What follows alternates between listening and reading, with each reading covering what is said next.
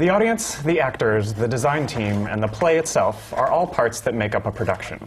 But it's the director's artistic vision that brings it into focus and makes it all work. Hello, I'm Gordon Cox from Variety, and I'm joined today by 5 of the stage's best. There are a few Thomas things Kail, that you can try to roll in. Moises Kaufman, Bartlett Sher, Lee Silverman, and Kate Worski. Welcome. Hi there. Thank you. I thought I'd start off with a couple questions about how you as directors work. Do you come into the room with a complete concept, and how do you formulate that concept? I'll say, for me, I have a complete vision, and then it all changes. So it's all storyboarded, it's all clear, and then once I'm in the rehearsal room with actors, everything shifts. How much of your vision is determined by the collaboration with the actors and the designers? Yeah, I mean, it depends on the sort of how complex and how expensive the show is going to be. But usually there's certain key things you have to know in advance. So you try to know as many key things as you can, and you want to maximize the amount of agility you have to change. So you're sort of trying to balance whatever the things are you're going to be really deeply wed to against the things you can hopefully... So often I'll do a design which has enough plasticity in it that it can kind of be bent and shaped a bit as I go along, so I don't get caught with something. And then you have to be brave enough really late in the process to renounce something you really love. And that might be really expensive if it doesn't work. So, you know, it's an ongoing becoming. It becomes, it doesn't, it isn't, is. Yeah. I mean, I think that that's sort of the way it is. I mean, you have sort of your idea that you've been working with, I mean, particularly on a new play, with the writer, and then that all changes when you add your design team into it and you go into pre-production, and then I think it changes again necessarily, and necessarily should change again in front of an audience when you start to feel the response. And I think that a huge part of our job, as Bart was saying, I think, is to maintain a kind of nimbleness to that and an openness to that. And also, I mean, this is kind of the trick, is also to say, this is where we're going, with a kind of authority and clarity, so that you can have a vision and at the same time integrate a collaborative process, both with designers and actors, and then ultimately, I think, with the audience, to arrive in, I think, the most ideal place, which is often, I think, so different from where you start. I think, you know, it's important to have the space to not know the answers, and to be able to live there for a little while, and then, depending on how long the pre-production process is, or, you know, and having had experiences of having many years, luckily, to try to figure things out, you know, there's certainly something that allows the evolution then to occur in a way where you're interpolating all this new information from other people that are sort of marching to Oz with you as you kind of start going down the road, and then you meet that person, depending also if it's a straight play or if it's a musical, you know, and how many other, you know, people you're trying to, you know, to help serve. I think that there was something that Peter Brook said once that I found really helpful, which is that he did all of his homework and he, you know, storyboarded or blocked or did whatever it was that you needed to do, did all the research and everything like that. And then he kind of went into the room with nothing but a hunch. And I love the idea that he came into the room with a hunch, and then with the actors and the designers, his job was to kind of really explore that hunch and really flesh out that hunch. But this idea, what I like about that definition is that it allows for room to really do what we're all talking about, which is to really be in the room with the collaborators and really delve into the material. Yeah, and that's the positive side of it, because I was talking to Kate beforehand. I'm working on a project that's coming up in the fall, and you know, had all the designs, everything had to be in very early, and yes, 2 days ago I was going through all the music, and I think it could all be wrong. And so I'm completely powered by unbelievable anxiety and fear over the entire project, which I think people underestimate how much of that is there. When, you know, and the only really good thing a director does is mask their anxiety better than other people. And they sit on it really well. And they, like, you can never, in a good director, you can never tell how completely, unbelievably overwhelmed and terrified they are at any moment. And they seem like completely cool, and that's the job. Yeah. So. And was that realization brought about by just sort of your thought process about it, or by? No, I always do this process when I'm working. It's an opera that I'm doing, where I work through it with a friend of mine who takes me through the music, and he knows his music very well, and I don't know music so well, so I want to learn it. And in going through it, the more he talked, the more I thought, oh my God, I'm completely screwed. But by the second day of doing it, it was actually getting a little better. Okay. So, you know. So I'm just hoping that it's sort of more or less in place. I think it's a good approach, but you're always sitting on top of that thing where you're like, maybe not this time. Just a little. Totally. But I also have had the experience where I feel like I've made a bunch of design decisions, and then the play really changes, and all of a sudden you have a set that is at the last scene took place on a boat, and now it's like in Africa, and you're like, what? Well, but I have a boat. I built a boat. Like, what do we do with the boat? And then you're like, okay, and I think that's. It can be really exciting because you say, well, this is the better choice, this is the bigger choice, let's move forward in this way. And also, you're totally screwed, in a Well, I also certain way. think it varies dramatically when you're working on a new play that is still being developed as you work. True. And in those cases, what Bart said becomes incredibly important, which is that you have to build yourself a set that is malleable enough that can support the vision where it goes, as opposed to nail everything down in a way that you will corner yourself. But yeah, I had never heard anybody say that you build a set to give yourself as many options as possible, but it's absolutely right. The more fluid it is, especially with new work. Yeah. With new work, it's a must, because the play is evolving. So it's about making a set and creating a design that is able to listen to the play as it evolves. And when you talk to set designers in pre-production, what do you tend to give to them, and then what do they come back with in terms of what the show looks like? Well, space to me is my most valuable sort of thing that I like to work with, is the nature, how space expands, contracts, changes, is metaphor, is not metaphor, and all that. So, and I tend to, takes a long time to develop collaboration, so I worked with Michael Jurgen a lot. And so it usually needs a lot of time, and you need a lot of opportunity to kind of have a, sometimes he'll have a very clear point of view, and I'll have a less clear point of view, and then it'll be okay. And other times, you just have to march through it very precisely and very carefully, and hope that the space captures all those things you want in a theater. Because the theater space always has to be, unlike film space, it always has the capacity to be both very realistic and completely metaphoric, and suggesting all kinds of other things. It has to be incredibly fluid in a concrete, in a singular place. And so there's all these, that's the fun of it. It's like figuring out all these ways in which it shifts and changes, it looks from, and that's where all the work goes. Not even in things people think, that's why I think concept is not really what the issue is. The issue is fluidity, and sometimes metaphor, and sometimes change, and sometimes space, and sometimes big and small, and all kinds of things. And how do what designers bring to the process influence your work? How does, and your creation of the show as it moves along? Well, I think also before we go to that question, I think one of the things that's very interesting is that for me, and I think this, I would love to hear what you guys think, each process, the relationship with the designer shifts. Sometimes you come into a show and you're like, I have a very clear idea of what, some of the mood of this is and the feeling of it is, and I see a wall, or I see a bookshelves, or I see... Did that happen with you recently on a production? Or? Well, like for example, in 33 Variations, we knew that so much of the play was about this woman delving into Beethoven's manuscripts.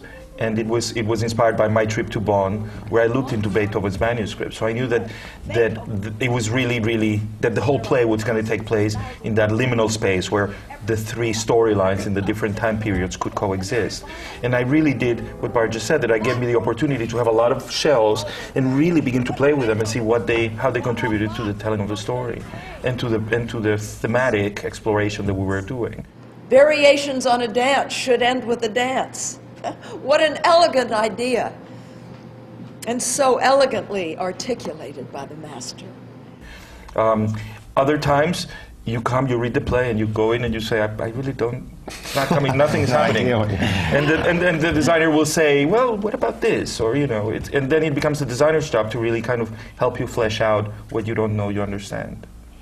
I also think it varies depending upon the personality of the designer, because there are two designers that I work with, and they have very different takes. And when I'm collaborating with one, they'll definitely have the concept and the idea and the shape of it, and are less interested in the relationship with the actor, like what the actor is doing, or like little things that an actor might need. He's like, well, we'll figure that out. But he'll really work in a much stronger, bold stroke. And the other person is all about the detail. And it seems like depending upon which designer I choose, it's a completely different process. So it's also taking into consideration what they bring as people. Yeah, I'm sorry. It's interesting that, and I'd love to kind of hear what you thought as someone who has created text and then has to also interpret it in that way, because the back and forth and the push and the pull with the writer, which ultimately is the blueprint that we're all sort of trying to serve in some way. And I think the more time one spends around that, again, being very subjective about it, if I can try to hone in on that and spend enough time there before the design process is even, months away or what have you, going in and trying to figure out what the best space to play this particular, this moment is, sometimes will appear to me. But a lot of times, as those things start to reveal themselves, it ultimately, for me, there's something that the writer said that I just find myself going back to, and I think that's why I haven't really found anything quite that is an experience like hearing a new scene for the first time or hearing a new song for the first time. When you're around that, that juice is something that I feel so responsible and obligated to try to serve. So, being someone that, and all of you guys have done it in various times too, I'm a bad enough writer to understand and appreciate writing, and I've written enough terrible things to be like, oh, that was terrible, like, I really admire you for doing this. But, when you assemble text or when you're, writing, I mean, who helps you with that dialogue? That's a good question. I have by now a group of dramaturgs that work with me that are able to ask those kind of questions. We all say that directing is the loneliest job. But I think when you're writing and directing, it really becomes lonely because it's you're dreaming up the entire thing. So it's really important. I also, because I have a theater company, I have really learn how to bring actors into dramaturgical conversations in a way that they become owners of the story. And that becomes incredibly helpful. Because one of my biggest complaints about how we do theater in America is that we underuse actors. And I don't mean that just because so many actors are out of work so often, but even when we have them in the rehearsal room. One of the joys of working on 33 Variations was that I said, this is where the story is going. And then we would improvise, and I would go home and I would, write, and I would bring it back. And then the actor, if they've been working on the play for a while, they can say, oh, my characters at this moment, that doesn't feel right. And their wisdom, it's not just intellectual wisdom, it's something that as actors they have experienced in every cell of their bodies. And they become kind of the best dramaturgs that you can have. So, I don't know, I think that's how having a theater company really helped, in that I try to make everybody become a part dramaturg. Yeah. What do you think in general is the role of a director in shaping a new piece of work that you've all worked on new plays closely as they've developed over the years. How do you see your role in shaping it and what it turns out to be? In many ways, I think that the best thing that we can do when we're working with writers, I think, is to say, this is what this feels like, this is what this is what I think you're trying to say. Is that what you want? Is that where you're going? Or this might be better, or this would perhaps be more theatrical if, I think that in a certain way I feel a tremendous responsibility to ask a lot of questions without being particularly prescriptive until it's time to be prescriptive, and then you better be right and you better be smart and have all the right instincts. And I think that that's in a way the joy of working with writers. I mean, I think that there is the nature of that collaboration is so close and so intense, and ultimately, you want to, I think, serve the play in all ways, and it is important to keep everyone game, writers, actors, designers. I think that is one of the biggest challenges of working on new plays, is that sense of always keeping a room and a theater feeling like it's moving forward, I think, even, and particularly on new work, because it's harrowing. It's harrowing. I think, like when we were working on it's like, we gave Jane Howdyshell a new end of the play every single night, all the way through previews. And every day she'd go, this is it, right? Like, we're not going to change it anymore. And I'd say, I swear to you. And the next day it was like, so we have some new pages for you, and it was just like, and I think that being able to try and keep people together and moving forward in a positive way is key. really, for new work. I always tend to make a very big distinction between creators and interpreters, which is why I don't know how he does it. He does both. You know, the people who write are very different in their mechanism for what they do from the people who interpret it. So I think it's helpful when I work with a new writer, I stay the interpreter. No matter where the text is going, I just try to figure out what's in front of me and how to get it to work. And a lot of that comes from working a lot of classical texts, which you can't change, and which go down blind alleys and dark corners and things you don't understand. And just because you don't understand them, your first impulse shouldn't be, well, you know, if this would be here and that would be here and that would be here, then we could get there. That tends to make essentially what is the deep mystery behind all these plays get a little ironed out. And I like all the mystery stuff. So I stay in the place of mystery, and I stay in the place of the interpreter very exclusively. So I'm working with someone like Craig Lucas, who I've worked with a lot. He gives me a great text, and they're filled with all kinds of mysteries, and we pursue them all. And then later on, it might be I'll have an idea after working on it for 10 weeks where I go, what if that didn't happen? But early on, I never can have that idea. I think I don't belong in that idea, in that place. And then do the normal thing, which is convince everybody every day when it keeps changing why this is the right one. But that's, you know, that happens.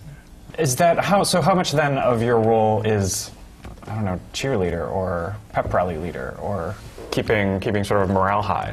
How much does that figure into I think the job of the director? it's not so much. I always get a little worried when people call us cheerleaders because it's not about that. No, right. Yeah. But it's interesting what you said about the interpreter and the creator. It's, you know, having just finished doing my own play and now working on a new play with Rajiv Joseph, this magnificent new writer. That all of a sudden I had to do exactly what you just said. Is my job at the beginning is to say, this is interesting, ask questions, and it's not cheerleading. You know, bringing something new into the world is such a difficult thing. So my job is not to cheerlead him on, but it's to create a space in which I can say, you know, obviously I chose to do this play. There was something in it that I found moving or exciting or beautiful or worthy of myself coming in and working on it. And if I can feed that back to the writer, what was the thing that I loved about it? And what was the thing that kept me excited and inspired, and why I think it's a beautiful piece of work? And exactly what you say. I hardly ever give editing notes. It's like two separate processes almost. Like first, you have to encourage creation and encourage the author going deeper and deeper and deeper into what he or she wants to do. And that is a very important job. I would suggest that job is even more important than the editing that happens later. It's really saying, go on, go on. Oh, this is interesting, keep going. I don't know where this is leading you. And my job during that time is to take what he gives me, or she gives me, and stage it as beautifully as I can. And then I do my best putting it on, and then I look at him and I say, is that it? You know, and then and really empowering them to get up on their feet and say, no, try it this way. And as soon as you know, at the beginning, they're always like, you want me to talk to the actors? And like, yes, get up and tell them, you know, what you want. And invariably, they feel empowered about, and they continue to explore. And then, yes, later on, you know, you get to say, well, what about this? Or is this clear? Or is this, what about if you took this away? But by that point, the only way to get to that point is if you have really spent the time profoundly trying to understand what the original impulse of the writer is. Because otherwise then you're editing, you know, especially for somebody like me who writes and directs, it's very dangerous. Because, you know, I will have other dramaturgical ideas that are how I would write it, as opposed to how that person wants to write it. Right, well, I mean, this is the thing, like, it really depends on what the needs of the writer are. And I think how that relationship forms and when it's working the best. I think the most material, the most creative, deep material, you know, is mined in the most extraordinary way. And I think it's hard to describe, because I think when it's working best, those things are happening simultaneously. I mean, a very interesting example is what you just did with Ruined, because you were really there at the very creation of it, right? Yeah, but that was slightly different, because originally we were going to do Mother Courage, and Lynn just sort of I mean, she said, do you want to do Brecht? And I said, sure. And she said, do you want to do Mother Courage? I said, let's do it. She wanted to set it in the Congo. And so we traveled. But you know, once we got there, it felt like if we were to be truthful to the Brecht, we wouldn't be doing the story of these women. So then we decided, okay, let's pull away from Brecht completely and actually just create this story. So we were there at the beginning, absolutely, but it was one of those things that started as a classic text and then shifted to be a new play. And I agree with both Bart and Moises that particularly with Lynn, because she's such a smart writer, it really is to listen. It's really to really figure out what's going on before you make any move. And the only thing I would do is ask questions if I didn't understand something. It's like, well, what is that, or what are you trying to get at, and then try to bring it out further, but not in the writing and the directing. You know, so that it was like, okay, how do we articulate that with what I have, with the text that I have, and then I would also say, just in terms of adjustments and text changes. And you had sort of an adverse relationship to the word cheerleading. To me, it's actually about coming truthfully to the table with actors, because I think in this country there's a kind of babying of the actor, which I think is the worst way of working. And I feel like the most important way is to say to them, okay, this is the play. We've all been working on it for 4 weeks. We realized that when we do this, the audience isn't with us. We're going to make this change here. They'll be on board if it's a good idea, in my view. Like, I've never had an idea where, like, I know this will work, and them not be on board. It's the idea where I'm like, I don't really know. You want to try it? You know, that's, and even that, I feel like it's honesty. It's like, listen, we have no idea what point B is supposed to be. We have to get to C. We know A, and B is a mess. That kind of honesty, I think, allows them to feel safe in the room. I think when you go in and say, we're going to make these decisions and you're just going to do them, I think that's when they start to balk. Yeah, I don't trust a happy process. I think it's a passionate, difficult, incredibly demanding, overwhelming, intense business, and I don't think that I think there's a deep amount of trust to be able to have really big conversations and be truthful, and the actor has to trust that they can go through a lot of stuff. And you know, I think it's always a really good moment in rehearsal if somebody melts down and behaves badly. I think that can be good for the rehearsal. I don't think it has to be about keeping it all okay. And that's because they're in the middle of a very demanding and intense thing, and so they go through it. And same, not for the director. The director really can't be in that place. The director has to be able to help, but the director can't cannot let people live in an illusion that it's all great. It has to be, clearly evaluating and unfolding, and as it unfolds, the deeper logic emerges, and you start to understand it, and that's harrowing for everybody. So. Did you want to add something? No, I love the idea. I mean, just what Moises said about the actor being a dramaturg, because I feel like somehow in this country we have such a bastardized version of actor-director. Like, you hear conversations like, what is this? And I feel like what's nice is it's like those actors who have incredibly strong impulses and are the expert of the inside world and will tell you, this is what's going on and it's wrong. What you're asking me to do is wrong. Yeah. And not for the moment of being selfish, but for the moment of their story and the truth of the person they're portraying. Anyway. One of the things that keeps on coming up that it's so nice to hear is just this idea of basically this pursuit of the truth, and how you get there and what you're trying to find ultimately. And I've certainly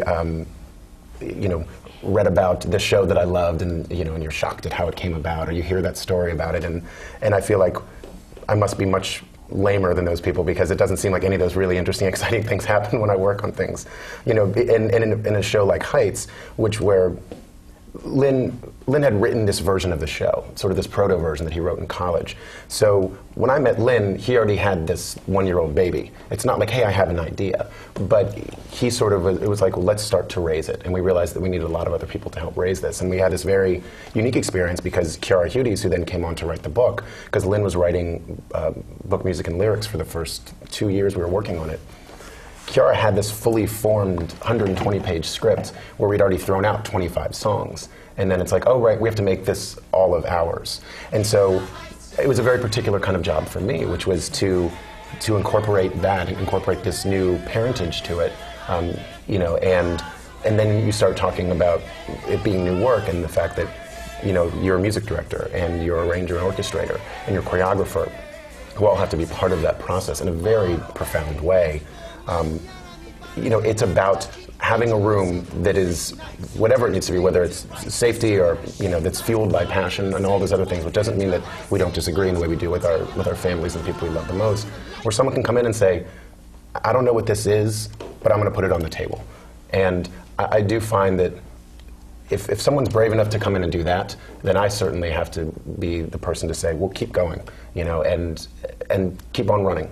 You know, and again, a lot of that has to do with the given circumstances of time and all those other, well, it's basically just time, let's be honest, you know, that sometimes creates a different kind of pressure. But, you know, it's so incredibly brave in what everybody on stage is doing. And when this idea of ownership that you were talking about is something that I agree with in such a full way. Because when you give, I mean, we want to take care of the things that are ours. And I certainly do. And I know that as a director, in a way, all of it is and none of it is, because I'm not there without the writer. I'm not there without the people to help me make it. And so, you know, our job is to be able to walk in and out of these rooms rather silently at the end of the day. You know, there's nothing stranger than an opening night, you know, event where it's like the people that know. And then, but our job is to sort of then figure out what our life is beyond that, whatever the life of the show is. And that's certainly something that is a discovery every time, I think, depending on the show. What's it like then approaching a classic text or, you know, something that exists already and that does not change? What do you bring? How do you look at that? Bart? I drank water right during that question. You know, it's fun. I mean, I sort of said it a little bit. You know, the fact is, it doesn't. You can shape them. You can shape a Shakespeare. You can shape. Obviously, you bring things to it, but you know, you have tools at your command, and the fun part of it is that it's filled with mysteries that you can't change, and it's usually overlaid by some kind of time, some sense of time that's different than yours, and a whole different series of circumstances around which the original writing took place, or an entire group of collaborators around whom the original writing took place. And so you go in this little time capsule into sort of getting into the core of it, and it's like a substructure game, you know, like when you do enough things with it the sort of basic structure begins to emerge, you know, like not the table, but the grain of the table, or however you want to think about it. And that's the fun part about classics. Each of them have their own set of rules, which I think is sort of the only overall thing I think about theater is it's all about autonomous works of art. Inside each one has its own set of rules. And you're always, instead of like bringing something to it, you're sort of discovering what that set of rules are, whether it's ruined starting here and going there and becoming this, or your piece. And a classic has that too. It just follows a different set of, its own set of autonomous logic, and you sort of uncover it, and people uncover them differently.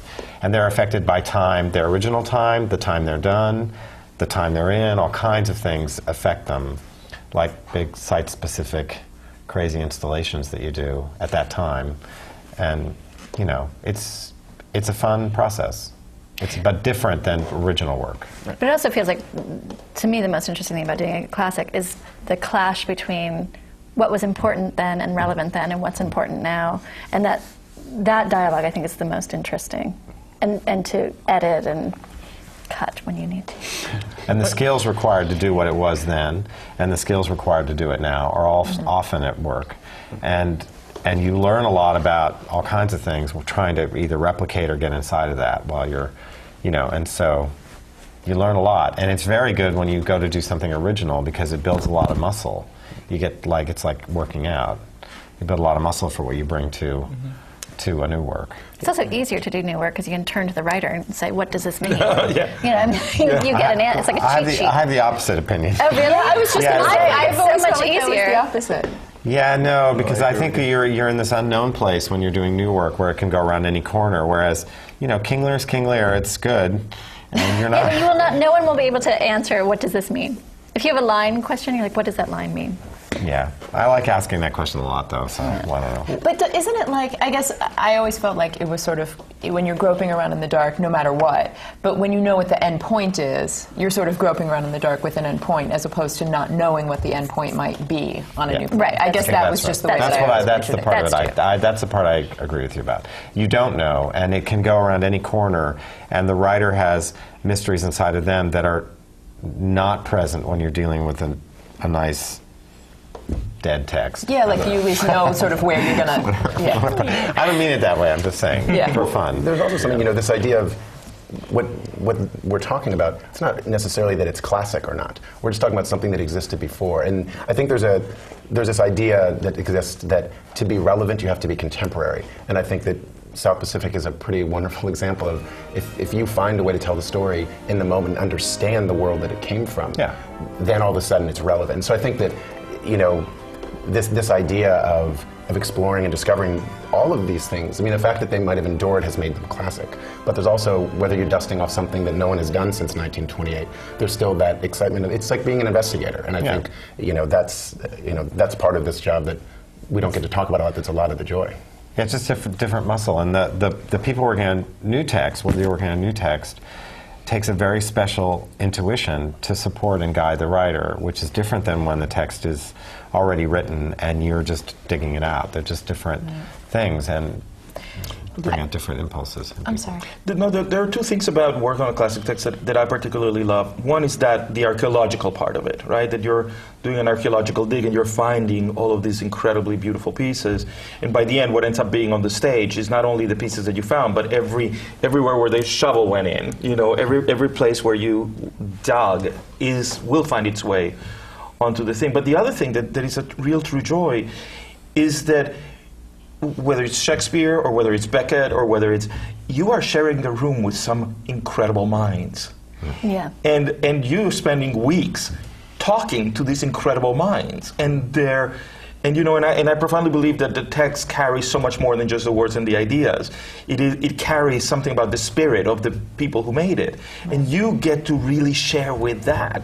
And one of the highs of doing classic work is that every so often you're in rehearsal and you say, he thought that. or look at this idea, or look at the way this idea shifts into this idea, or if you go here. And those journeys are incredibly delicious because it's like, and it is not that different from like working in a new play where you have somebody sitting next to you, then the person is still sitting next to you, it's just they're not alive. You do have a sense that, Beckett had this brilliant thought at this moment, and how did he transform it into this theatrical bit? And so that is a real, a real joy. The thing that it does that is not as good is that when you're working on a new play that is not as good, and you start working, and all of a sudden you hit something, and there's nothing underneath, and you become very quick at knowing, oops, there is no there. That's as far as he's going to get. In terms of the text, so it's sometimes when you work on a classic and then you come to a new play or a contemporary play that at first you're excited, very quickly your muscles will tell you, well, you can only go this far here. Mm-hmm. I'm having this strange experience right now because I'm doing this adaptation of this book, of this Neil Gaiman book called Coraline, and so all day, we're just constantly referencing the book, which is something that I've never experienced, which has been sort of interesting for me because it's sort of like, well, what does happen in that cellar? And we read it out loud, and I'm going back constantly, and I think that also is really different for me because I've never had I've never done an adaptation in that way before. So it's been sort of fun to have another source to say, okay, this is the feeling in the book, and we're trying so hard to hold on to this quirky, strange, totally amazing story of this 9-year-old and to bring it to life. And so I feel like I'm constantly trying to reference the feeling that you get from reading the book and figure out how to make that theatrical. And so that's sort of new. I mean, it's just a whole new thing. And how do you, that idea, because a novel and reading a novel is such an intensely personal experience. Yeah. So in your job to bring it to, hopefully, quite a few people, what's that struggle like? I think the experience of reading that book, of holding those pages in your hand and knowing it's not over, you're like, it's not over because you feel the weight. you know, and as opposed to in the theater, it feels like, oh, good, I'm home, and everyone's like, great, I'm going to get my coat, you know. It has a very different feeling. So it's been that's been just one of kind of the struggles that we've had to sort of figure out how to, I don't know, make it happen. Well, that's such a particular feeling too. You know, when you read a book, and you know, like maybe you should slow down a little bit because you only have this much left. You know, I mean, there's something that you're talking about in the theater. You know, it's lights to black, house lights up, and then they start again. You know, it's a very different kind of thing to do, but that's a, I don't know, that's a pretty wonderful thing to actually have to consider, which I probably never thought of. Thanks to you. It's just like that moment, like, you know, like you still got to go somewhere. There's still a road left to drive. Yeah. We've talked quite a bit about working with text. Now let's talk a little bit about actors and sort of assembling your cast. How do you work, for instance, with a casting director and putting together the group of people who will become your actors? It depends. I mean, generally, depending on what the development of the play has been, there will occasionally be person X or person Y who've been there since the beginning that might have inspired the writer or might be a voice that the writer has been working with and towards. And I find that I've been very fortunate to work with casting directors who listen and trust the creative element. So when you say, hey, here are some people we'd like to bring to the table, and hopefully you'll get a chance to try that out in a way that's safe and it's not like you're opening the next night, then it becomes about finding the right alchemy, because you know the people that have been with the show. With Heights, there are people, we started working on it in 2002, and there are people that I met 1 month after first reading it that have been with the show for 6.5 years in some form, and 3 of them are in the Broadway company. And so this is such a part of their life, and they were such a part of this experience that you know, that we knew that there was something they brought that we wanted to. Again, we talk about that impulse. They were there, and they helped create that initial impulse. And then you have to find new people to continue that and to further and to deepen it. So I think it's about having as much communication and knowing also that you're the one who has to go into the room and make this thing. You have to go and get that. So, you know, the audition process is such a strange one that, you know, I try to create the most comfortable room I can and try to not have it, you know, try to feel like we're having a conversation, because they should be looking at us and saying, okay, I want to work with him or I want to work with her just as much, but that doesn't seem to exist as much here. So you have to try to work, I think, against that a little bit. Casting's hard. I mean, casting's a very big creative part of our job, and a lot of it's diagnostic. You know, like I don't really think actors can come in and have the role right. You know, and like you might capture an essence of what's in the character, but a lot of it's really working with them enough to determine their skills, their intelligence, the way they interact with the thing. If they have previous experience on it, you know, and something like Joe Turner, there's a lot of really wonderful actors who have, in my production, who have great, like Roger Robinson has great experience with Joe Turner, and I need him in the show to teach me as we go along. And then there are other newer people coming in where you have to determine that they have, for that piece, really great language skills, you know, all kinds of qualities that go into it. And so it's about the 3/4 of the job is really casting it right, because if you don't get it right, it's going to have a big impact. And I agree with Kate, and Moises, they're like our major collaborators. And when you work with actors in the rehearsal room, is working with each actor different? Is each actor a sort of different person in terms of how they work as actors and how you work with them? I think so. I mean, even in the Joe Turner example, though I shouldn't speak, you should speak. I feel like how you worked with but it feels like if one person has a lot of experience with Wilson, it's a different relationship than a younger actor that you're bringing to the stage in a different. It's just a very different. Yeah, and everybody has totally different working processes. Like, you know, you get you know, sort of what I call like the English method, which is very technical and extremely fluid with language and very intellectual, and then you'll get a sort of Stella Adler, you know, Strasberg, more sort of interior exploration, and you may have 7 different approaches to acting in the same thing, and you just have to figure out how to be able to talk and not. Usually my process has to dominate that. Like what questions I'm asking of the scene, dominate it and pull it together. But everybody is working at different rhythms and you know, some guy's mumbling, you know, for 3 weeks, and you think, oh my God, I'm gonna kill myself. And then the thing explodes out of them because they've been doing this weird interior work that you don't understand, but you just have to be patient. Somebody else is like, 2 days in, they're done, and you can't get it to change, even when you want it to. And so there's a whole series of juggling acts going on about like how to hold them all, make them all feel like they're in the same universe. But I would ask you why you have a company. But really, 'cause How many it's hours do you have? I'll answer that, but I think that one of the things that you both are saying, which is really interesting, number one, I had never heard that said before, but it's true. When you're casting, it's a very mysterious process because you're looking for the actor who you think has the chops to do it, but you're not going to see it in the audition. So it's like divination. I've become completely obsessed with the Harry Potter books. I was like, you must be. So yeah, so like the divination. It's like you're there, but the other thing that you find out when you're casting is if I work enough with the actor in the audition to make sure that we understand each other, that I can say something and she or he will understand, and vice versa. Because there's nothing worse than working with an actor that you're just, and it happens that you just have different languages and that you cannot understand each other. But once you're in the rehearsal room, it's exactly that. It's like some actor, you have to say, well, cross 3 feet there, turn over here, look at her and say your line, and they love that. And other actors are like, well, I think that, you really have to understand the 3 scenes before what had happened so that you can, and then they go away and they mumble for 3 days and then they come back and you keep your fingers crossed that it's going to be there. So it's a real, and the biggest part of that job is that at the end of the day, you have to come up with a common acting vocabulary. Because there's nothing worse than going to a play and seeing somebody doing Shakespeare like Laurence Olivier and somebody doing Shakespeare like, somebody else. And that, but that's also part of the casting process. Why do I have a company? You have to remember that Tectonic is not a repertory theater company, so it's not the same actors working on all the pieces together.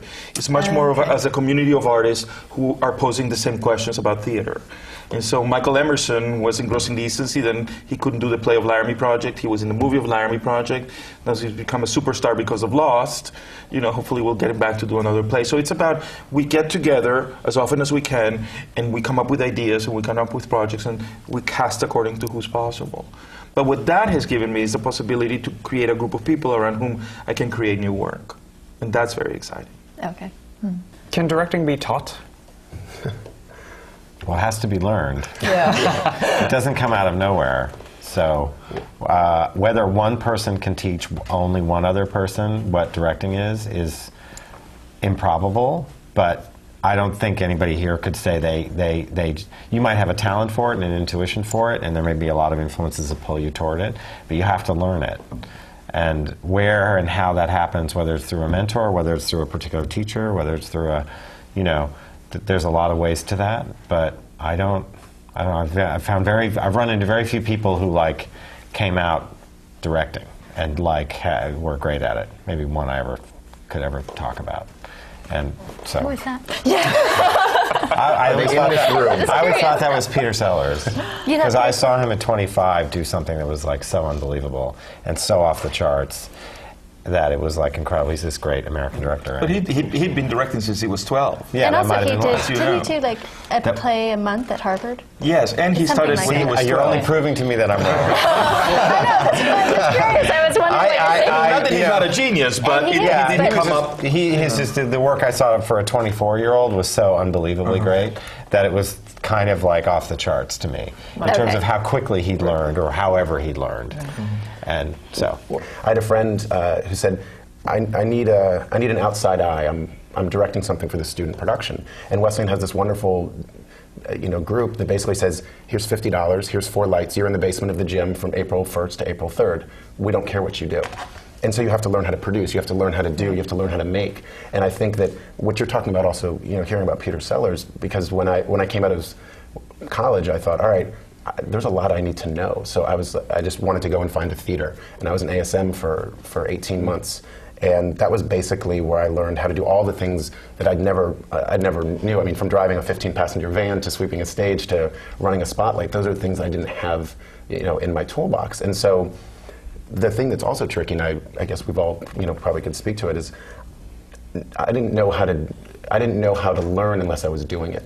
So I had a couple friends from school, and in the basement of the drama bookshop, they had this little white room in 2001, and it was 16 by 35 by 11. You could turn the lights on, and there was 6 inches of dust. And this guy said, he was running the bookshop. He said, "I want to have a theater company here.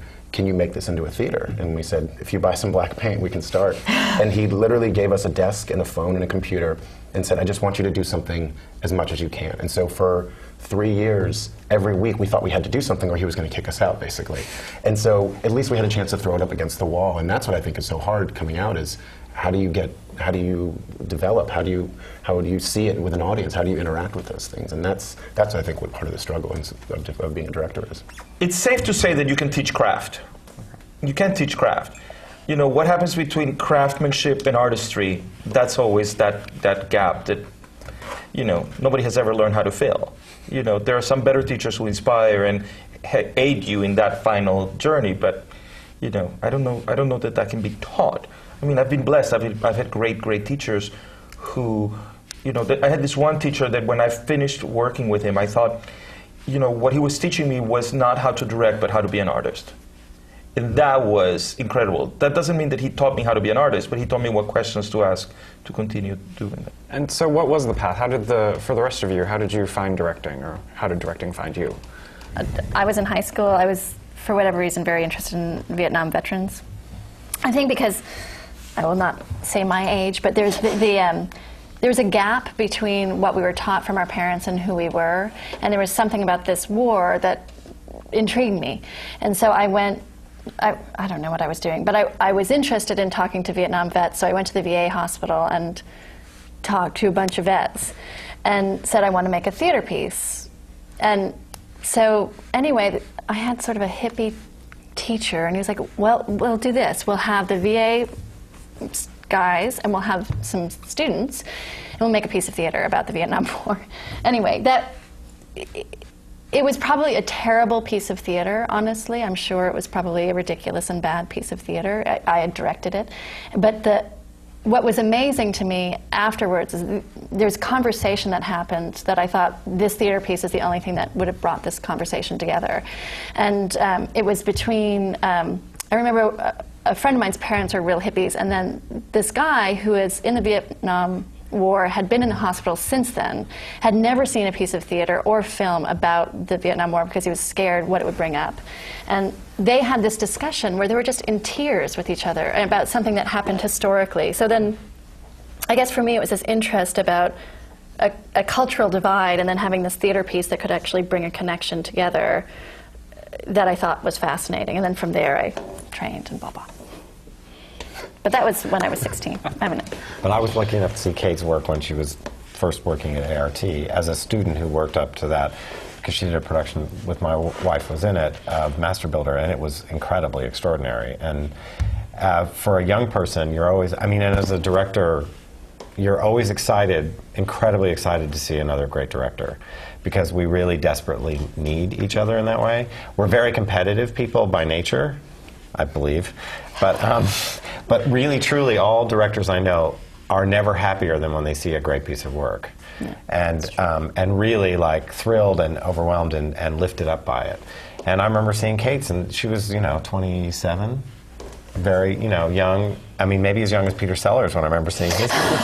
But it was an incredibly great piece of work, and you could tell there was a sort of sensibility in there forming. Now, what makes that happen is very hard to know, in terms of what's inside a person to assemble all those sort of unique voices and skills is complicated. But can any of you give advice to, or do you give advice to aspiring directors, and what is it? You have to see a lot of stuff. You have to see everything all over the world, and all kinds of dance and all kinds of things, and really learn about art and learn how people express themselves. You have to do a lot, obviously.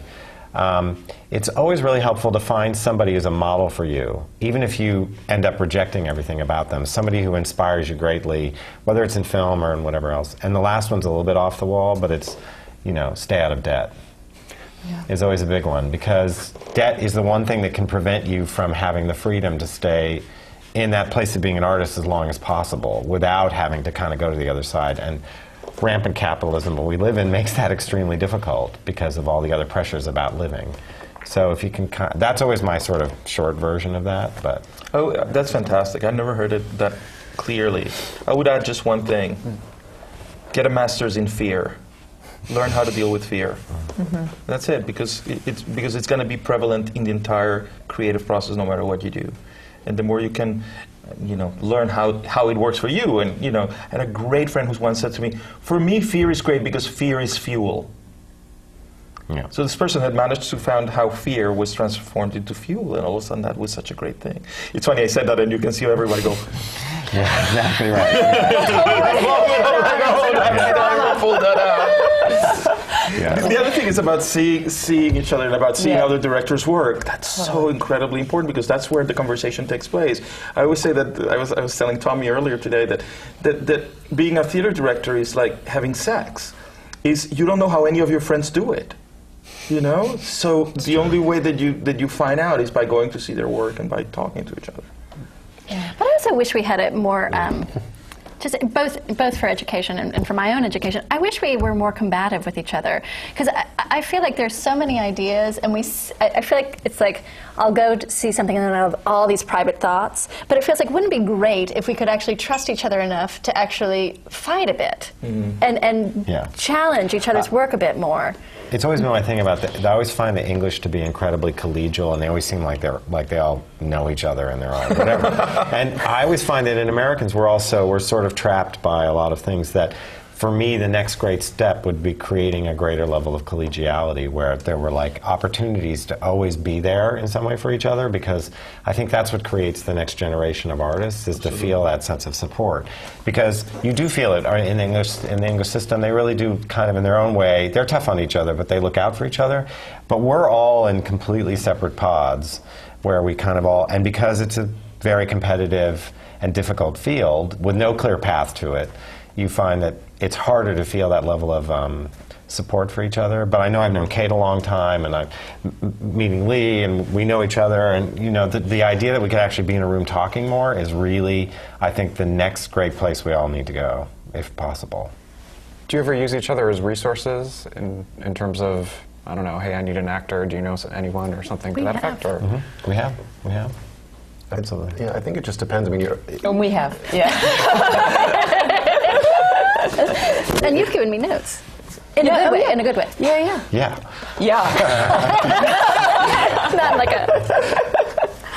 I mean, there is something. I mean, the union will have an event X amount of times a year, and there is something about being in a room with that many people who have a shared collective knowledge and experience that I find exhilarating and inspiring, and yet I don't know what to do with that afterwards. Like, I feel like, okay, there's someone who has created work and done something or made a life in this world that I'm that I'm so honored to be a part of. How do you communicate with them and find a way beyond seeing them once every however much, or after a show when it's when you frankly there's so much, if it's your own show, you have so many people coming at you and telling you what they think that you want to try to find those times, or and I guess I was saying this earlier that when I heard and read about the design process for Coast of Utopia and these designers who finally got to work with each other, 3 lighting designers, 3 set designers, there was this joy, and it was a collective joy. It was that joy of making something multiplied by something. And I thought, even in reading about it or seeing them talk about it, I thought I was jealous of that. I wanted that, and and I certainly don't know what the answer to that is. But even getting a chance to sit down for an hour and listening and absorbing, which is so much of what we do. I mean, because we're learning from wherever we go. Hopefully, there's something really impactful that I hope we can try to actually put into effect at some point where that can exist. Where there's a great young generation of young American directors coming up who are really making some great work, whether it's In the Heights or whether it's Coraline or Ruined, and many, many, many others. And that's where I think that level of looking out for each other and try to create an atmosphere where you actually keep moving ahead and keep questioning and working with each other creates a movement of good directors as opposed to a competition. And that would be good. That would be For the art great thing. form. Yeah, for the art form, that would be a great thing. Yeah. It's interesting, you know, I feel like there's been a lot of anxiety around like, oh, theater, it's dying, it's the money and this and that. I feel like there's been more great theater in the last couple of years, like I think all over, that's been really exciting. Like I think it's been an exciting season on Broadway, I think it's been an exciting season off Broadway. I just think it's like I think about the work that's happened in the last couple of years and I feel like, I don't know, it doesn't, I mean, I know the money thing is a problem, but it also feels like a really exciting time, I think. Yeah. That idea of support, I had the chance to see Next to Normal finally a couple nights ago, and it just knocked me out. And I was sitting behind Joseph Stein, who is 96 years old. And he turned around, and he doesn't really know me, but he said, "Wasn't that fantastic?" I mean, this is a guy who, you know, you talk about like the well-made musical. Like this is a man who has done some things and written and contributed so much. And for him to be there, taking that in, and that sort of excitement that, you know, I bet you he went home and wrote. I mean, he had that feeling about it. He was inspired by the work. And I mean, to be able to watch it from literally right behind him was an amazing experience. Michael Greif's a wonderful, wonderful, one of our best directors, and he's guided an enormous number of projects onto Broadway and all over the place, and he's really, you know, he's a lot to learn from. He's a really great person. That's about a good time for us to wrap up. Thank you all for being here. And thank you for joining us. These programs are brought to you from the Graduate Center of the City University of New York in partnership with our friends at CUNY TV. On behalf of the American Theater Wing, I'm Gordon Cox, and thanks for joining us for another edition of Working in the Theater. I'm Ted Chapin, chairman of the American Theater Wing. The Wing has played a vital role in New York's theatrical life for more than 60 years. Best known for creating the Tony Awards, we stand for excellence, but we also support education in the theater, and our work reaches beyond Broadway and New York. The Working in the Theater television programs, which are supported by the Annenberg Foundation and the Dorothy Strelsin Foundation, are unequaled forums for discussions with today's most creative artists. Downstage Center's in-depth radio interviews were created in conjunction with XM Satellite Radio and can be heard on our website.